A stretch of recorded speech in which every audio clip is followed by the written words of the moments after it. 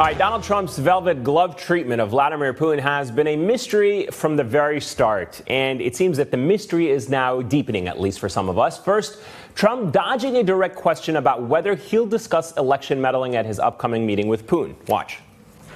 Are you going to mention the meddling when you meet with Russian President Vladimir Putin July 16th? I'd like to see some answers as to why we didn't take the server, why the FBI didn't take the server from the DNC. Well, the DNC wanted to give... Can you believe it? No. Why didn't the FBI take it? Look what they did to other people. Why didn't they take it? How can the DNC say, get out of here? They threw him out of the office. There was no collusion, no nothing. How about the emails, deleting 33,000 emails? Right. Just to put it, we don't even have to talk about the uranium and all the different things. They delete 33,000 emails. And some of the...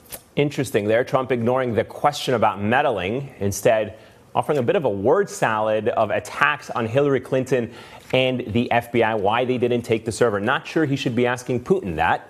Well, Trump's national security advisor, John Bolton, implying that he takes Putin's word that the Kremlin itself didn't interfere. Watch. What President Putin said, through a translator, of course, but what he said was there was no meddling in 2016 by the Russian state. But that's very different from saying, my view, that there was no Russian meddling at all. All right, so the other piece in all of this, Trump opening the door to accepting Russia's annexation of Crimea, saying he will see. It would be a break from current American policy, obviously, and it's tying Trump's own advisors in knots.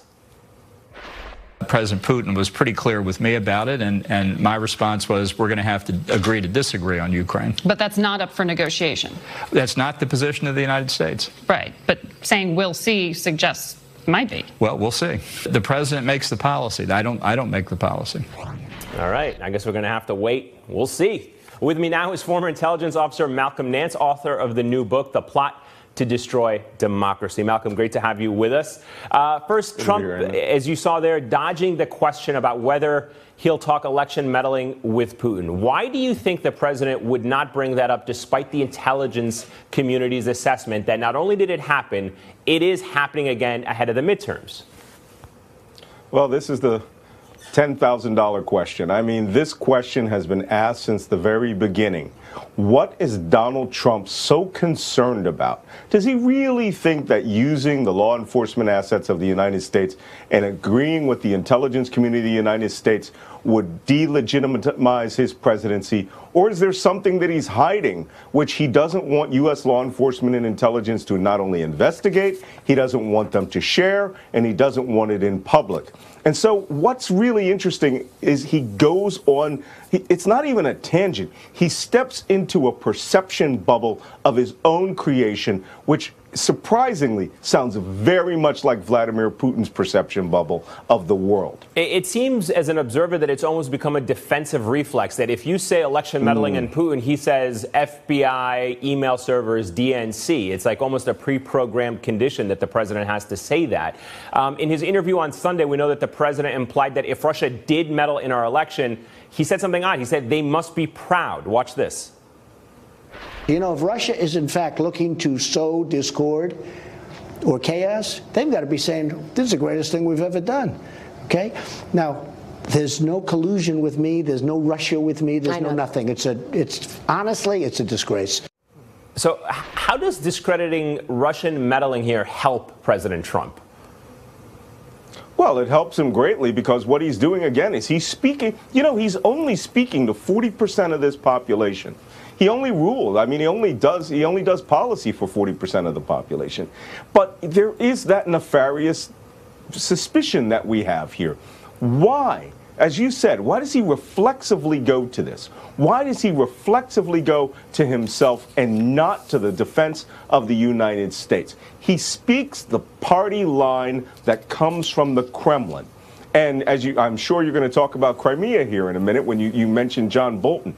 He, again, has been crafted by his experiences with the Russian. And that started with an enormous amount of money into his buildings and properties. Then when he went to Miss Universe in 2013, he was sat down by the 12 richest men of Russia, and they gave him his worldview. He has never strayed from that worldview, and it is not the worldview or the policy of any president of the United States until he's come on the scene. Some of our viewers may not know the nuance of why Crimea and this position that Bolton took, as well as the president will see about Russia's annexation of it, is so significant. Explain to us why the fact that you have the National Security Advisor and the president saying that they are not definitively against Russia annexing another territory from another country by force is so problematic.